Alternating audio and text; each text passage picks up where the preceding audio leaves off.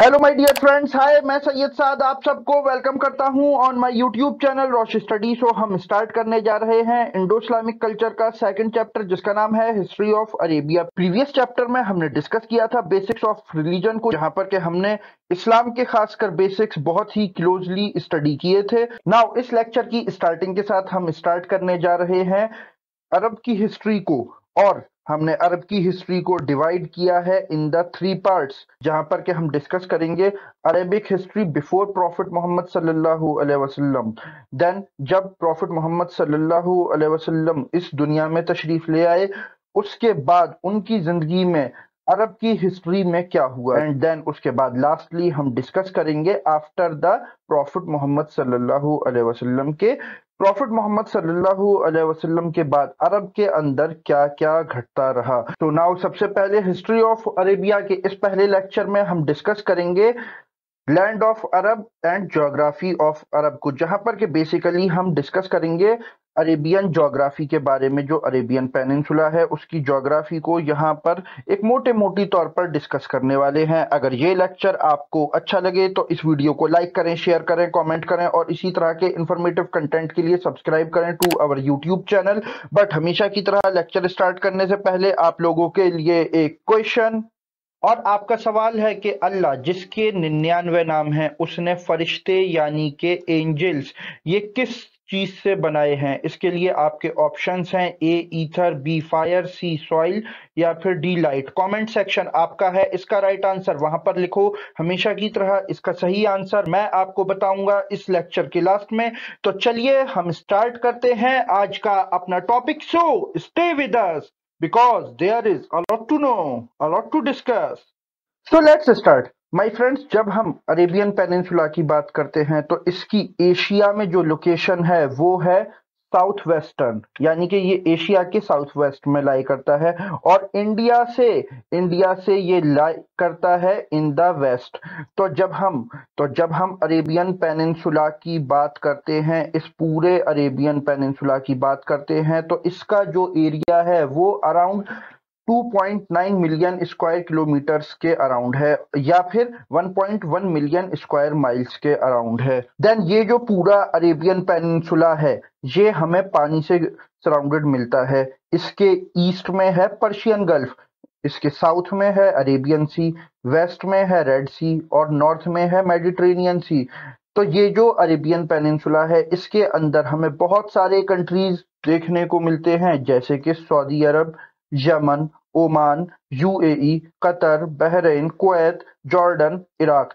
तो ये मैं आपको बता दूं कि जो जॉर्डन है इसकी कैपिटल अम्मान है, सीरिया की कैपिटल दमिश्क है यानी कि दमिश्क, इराक की कैपिटल बगदाद है, बहरीन की कैपिटल मनामा, सिमिलरली कतर की कैपिटल दोहा है, और जो यूएई है इसकी कैपिटल अबू धाबी है, ओमान की कैपिटल मस्कत है, यमन की कैपिटल सना है, और इन अरब कंट्रीज में जो सबसे बड़ा लैंड का एरिया है वो है सऊदी अरब के पास, जिसकी के कैपिटल है रियाद।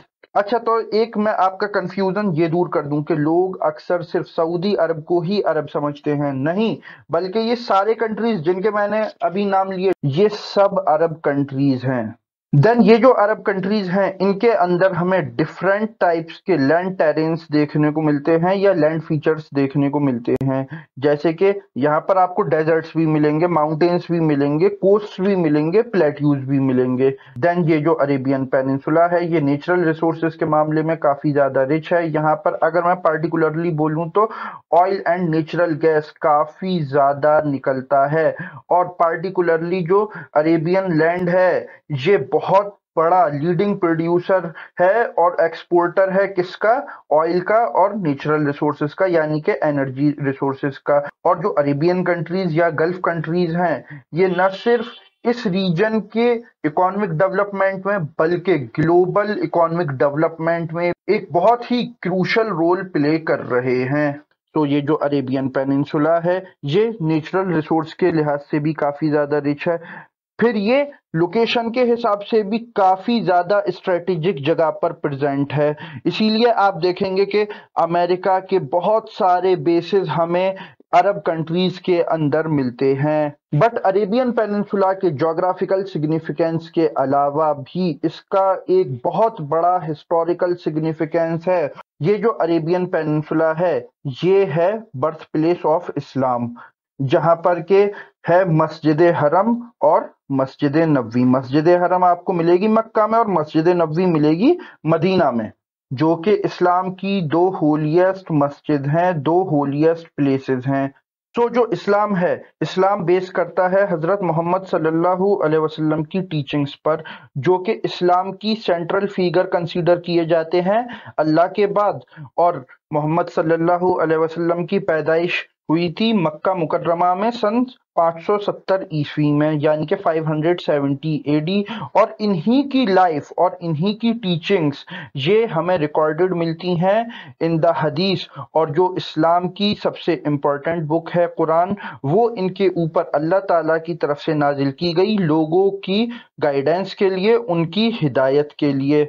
सो आई होप आपकी समझ में जो अरेबिक ज्योग्राफी है उसका रेलिवेंस और उसकी इम्पोर्टेंस समझ में आ गई होगी। नाउ मैं अब आपको ये बता दूं कि हम हिस्ट्री ऑफ अरेबिया की सीरीज के नेक्स्ट लेक्चर में डिस्कस करने वाले हैं प्री इस्लामिक अरेबिया को, जहां पर के हम डिस्कस करेंगे कि काबा किसने बनाया और मस्जिद अल अक्सा किसने बनाई, जो कि आजकल बहुत ज्यादा न्यूज में है because of Hamas and Israel war.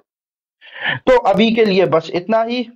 और मैंने आपसे इस लेक्चर के स्टार्टिंग में सवाल पूछा था कि अल्लाह जिसके 99 नाम हैं, आपको ये बताना था कि अल्लाह ने फरिश्ते जो बनाए हैं, एंजल्स जो बनाए हैं, वो किस मटेरियल से बनाए हैं। आपके लिए ऑप्शंस थे ए ईथर, बी फायर, सी सॉइल या फिर डी लाइट।